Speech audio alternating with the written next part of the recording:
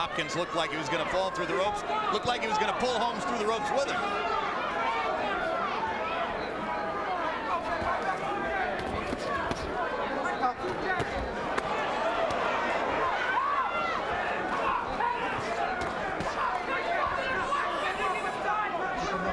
Hands are loose, box out. Break, don't punch, don't punch. Step back, step back. Hopkins has got Holmes on the edge. If he can only just go out for the finish now, he could have a knockout. It's going to take a few jabs. Another left hook lands flush.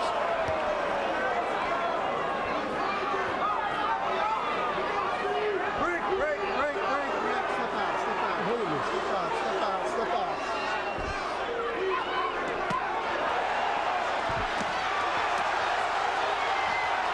Holmes just not doing much to keep Hopkins off of him. Break.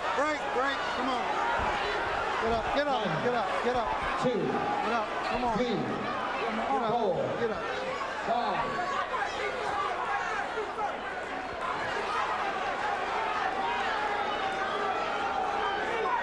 This is when you need a jab.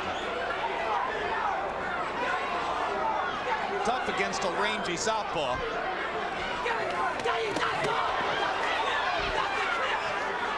Instead, Hopkins elects to let Holmes lead and try to counter for the knockout. Brings him a little closer to him, he figures.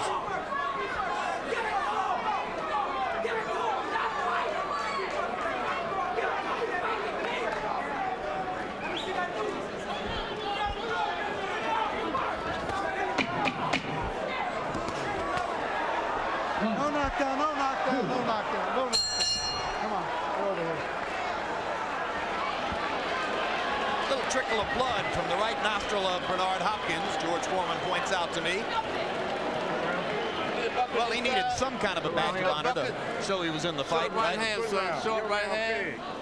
All right? Close this one out, right? Yeah, you got to close this one out, baby. You need this round bad. Come on now. I'm telling you what I need to tell you, son.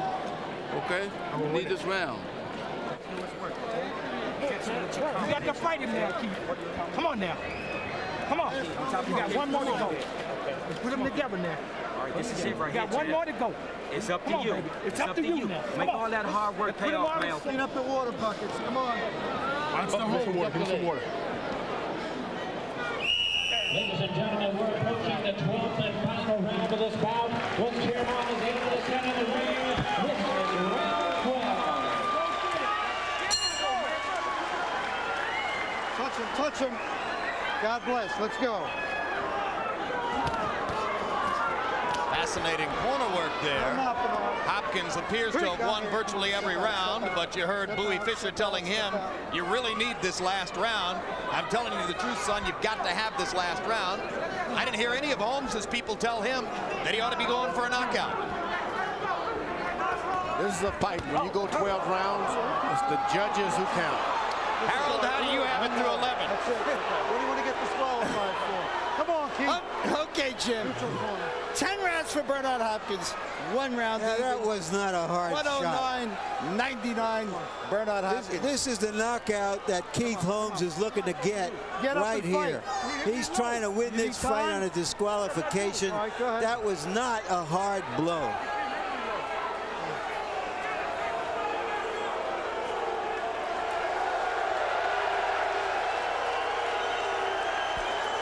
You're not going to get it that way, Keith. You got to fight it to win it. Let's go. Hopkins playing to the crowd across the ring. Smoger makes clear to Holmes he's got to come back and fight. Bernard Hopkins shouldn't throw another punch below the shoulders. Which is pretty much what Smoger told him as he sent him to the neutral corner. In my young days, Larry, if you had said that to me, I would have come out of the ring and gotten you. If I'd have said what? What you just said to Holmes in his face. Yeah, but he won't go out and get the guy he's fighting. Why would he come out the ring and get me? I told you about that easy opponent. Well, that's true.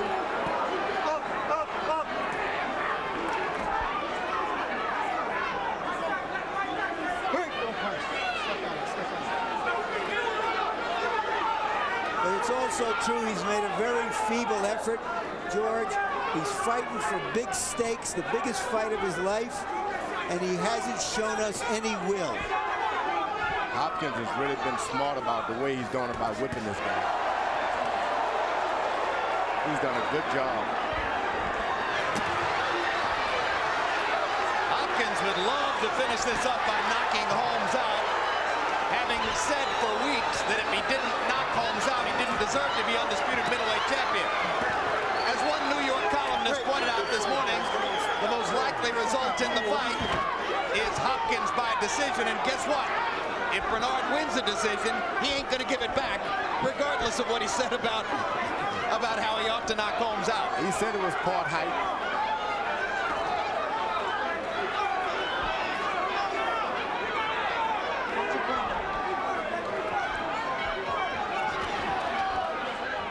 Don't punch.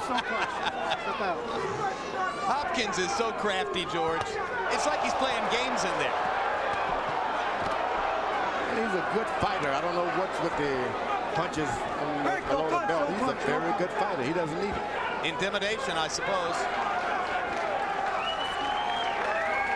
Now here's a guy who seems to be way ahead, trying to close the show. The guy who's behind has conceded the fight, it appears.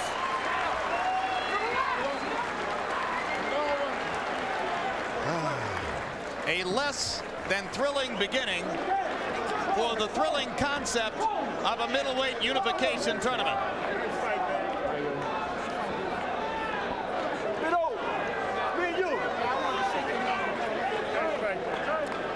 By all expectations, Trinidad Joppy will be a better fight.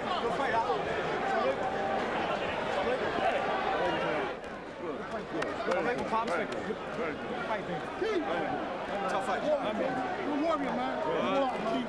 Everything's cool, man. Everything's cool. We're brothers, man. All right. Let's walk the ring. Walk the ring. Walk the ring. Keith Holmes, by CompuBox numbers, threw 20 punches in round 12. Underlining Larry's point. Allahu Akbar. 20 rounds. 20. He tied D-block. D-block. Undisputed champ. The undisputed champ. There's only one middleweight champ. Top bid. Top bid. Come on. Everybody with cancer, breast cancer, colon cancer. Smile. Smile on your face. Mom beat it. Mom beat it so I can beat it. Why? Law's God. That's right. Law's God. To the cradle, to the grave. Y'all willing to die. Undisputed champ. Hi, Larry. Hi, George. I bet you George my friend now. He seen him try to fake it, but it didn't work, George. Big George, my man. Larry Merchant, Jim Lapney, HBO, Madison Square Garden. You know what? In Delaware, everybody, family. Hopkins showed us tonight that he's a good fighter. And I'm telling you, whoever's got to meet him in the rest of this tournament, DC should be proud of I feel for them. They better go to the hills, and they better stay in the hills. Come down when you're ready. Well, that's going to be exciting. I'm on my way. The guy is The tough. haters got to go to sleep. Barring some overwhelming shock here on the scorecards, Bernard Hopkins has fought his way into the final of the Middleweight Championship Series to take place September 15 on TVKO pay-per-view. You never know with the judges. You just never know. How you feeling, champ? Boy, is that ever true. I was in Atlantic City one night when George Foreman somehow lost a decision to Shannon Briggs in a fight in which I think Foreman won 10 or 11 rounds. Yeah, but you always think I win. Yeah, I do. I think he won tonight, too. Let's go up to Jimmy Lennon Jr. for the official particulars on this one. Ladies and gentlemen, after 12 rounds of action, we go to the scorecards with a unanimous decision. Here are the score totals. Judge at ringside, Larry Hazard Jr. scores at 117 to 110. Judge George Colon sees it 118 to 109. Tom Kazmarek scores them at 119 to 108. All three in favor of the winner. Now the WBC and the IBF middleweight champion of the world continuing in the series, Bernard the Executioner Hopkins. Did a good job.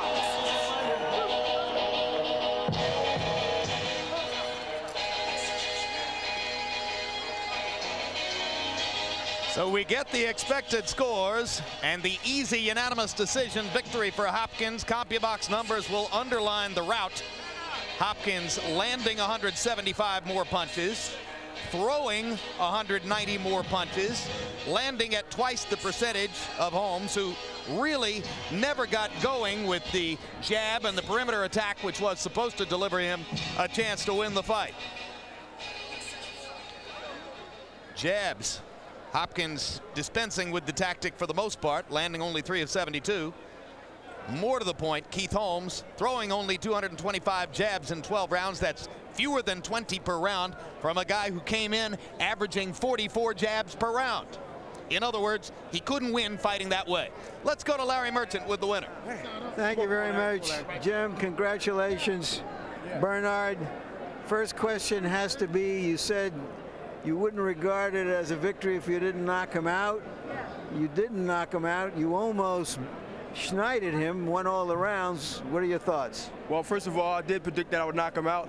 And if I didn't knock him out, I deserve to be the undisputed middleweight champion. And simple as that, I lied. I'm going to move on and go ahead and finish the tournament.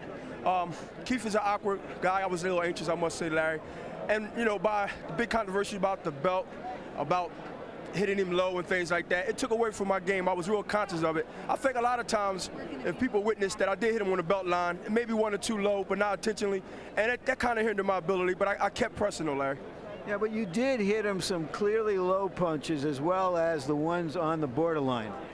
I apologize to him. Huh? I apologize. I'm sorry, things happened, Larry, and then I didn't intentionally do it. But how close did you feel to being disqualified in the last 4 rounds? Well, I didn't think about it until I guess Steve said, Bernard, look, I'm gonna have to disqualify you. And I said, Steve, he's pushing my head down. I'm hitting him. He's kind of tall, got me by an inch or 2. But you know, I did keep it in the back of my mind, Larry, but I couldn't retreat and let him get courage to move forward. You know what I mean? Well, but were you so conscious of it that you felt, well, I can't even hit him below the shoulders now because I'm winning the fight? Well, Larry, I wanted to, you know, I figured I should hit myself. Maybe I'll get some points for it because, you know, I was scared to hit him anywhere. I mean, to be honest with you, and, you know, I don't want to lose on a disqualification. I'd rather lose on the ground on my back. But, yeah, I was a little leery, Larry. I was a little leery. Let's take, won't be that way. All right, we're going to take a look at some of the action in this fight. Serious. If we can show some of the low blows, tell us what's happening here and why. Well, I'm on belt line. I'm on the belt line. I'm on the hip there. That's the belt line, right on his name. See, that's legal. Them shots is now legal. Now that's legal. That ain't legal. Well, you see him pulling me down, though. He pulling me down. I can't see where I'm hitting. I'm just letting my hands go. My trainer said, always let your hands go. You know what? Steve Smoke, as short as he is, could have break because I could have clipped him a couple times. Not intentionally, but, you know, he's holding him with one hand, and I'm whacking him, and I'm whacking him. Watch this shot. Larry, look, that's right on the belt line. On the belt line, right there, on the belt line. You're going to see another right hand right there, borderline. Borderline to you is low to everybody else. Hey, I don't know. Maybe my measurement is off, you know. Do you have to... Thank HBO, thank Don King. Do you have to fight that kind of a roughhouse fight to be effective, Bernard? I think I have to fight the fight that I've been taught in Philadelphia. Hey, maybe I should get on some Prozac or something. I've been taught to blame my trainer. He taught me the rough and tough fighter. You ever seen Benny? Oh, you seen Benny Briscoe. You come out of Philadelphia. Rough and tough, elbows, kneecaps, and the whole 9 yards. This is fighting, Larry. People want to see blood and guts. What's going to happen in the second fight of the series? What are you hoping happens? Well, first of all, no more guaranteed knockouts, but I'll win. I will tell you I will win the tournament. I don't care if it's Joppy. I don't care if it's Keith. No, Keith's done. Trinidad, I will be rooting for both of them, but you know, I got a lot of African Americans behind me to take on them Puerto Ricans. Well, you want to make a race war out of it? Is that what you're saying? I will make, I guess you could say, a positive situation where you got Spanish people that support their fighters way back in Escalero days, and African Americans will lobby Hopkins because the Mexicans lobby Fernando Vargas when he fought Trinidad. So why not the African Americans, who are proud people also, come together and start what we call a tribe against each other. We're the Mandingo tribe. They will be the San Mangago tribe. All right, tribal warfare. Just what we need. I love you, Larry. Got a nice haircut, man. Thank you, Bernard. So we've started this experiment in a middleweight tournament. You know, there have been some middleweight and heavyweight and other tournaments in the past. Something frequently happens to stop it from reaching its final goal. Somebody wins a fight, starts to think they're worth a whole lot more money, and before you know it, it all falls apart. That's been known to happen. Still in all, it's not a bad idea. Madison Square Garden deserves a lot of credit for putting up some money. Tito Trinidad deserves much of the credit because he's the one that makes this happen. And to give the devil, the true devil, his due, Don King deserves the credit for putting it together as well. Jim? Well said, Larry. And here are the two men who we hope will give us a much more presentable and interesting fight when they meet on May 12. Felix Tito Trinidad, 154-pound world champion, moving up to fight 160-pound titleist William Joppy. We'll be back to talk to them about what they saw tonight and what they expect in the future after this look at some upcoming fights. Throughout April and May, HBO will continue to deliver a lineup loaded with powerful matchups, as well as the continuation of tonight's middleweight tournament to determine the best 160-pound fighter in the world. The Unification Series continues on May 12 with Felix Tito Trinidad. Fresh from his epic battle with Fernando Vargas, Trinidad moves up a weight class to join the middleweights. His opponent, WBA titleist William Joppy, plans on making this a visit to remember. The winners will meet later this fall to decide the undisputed middleweight championship. The only thing bigger than that would be a heavyweight event for the ages. Lennox Lewis fulfills his pledge to Nelson Mandela to defend his title in Johannesburg, South Africa. Fighting for the first time since his shutout of David Tua, Lewis will look to parade his talents versus Hasim Rahman in defense of the heavyweight crown.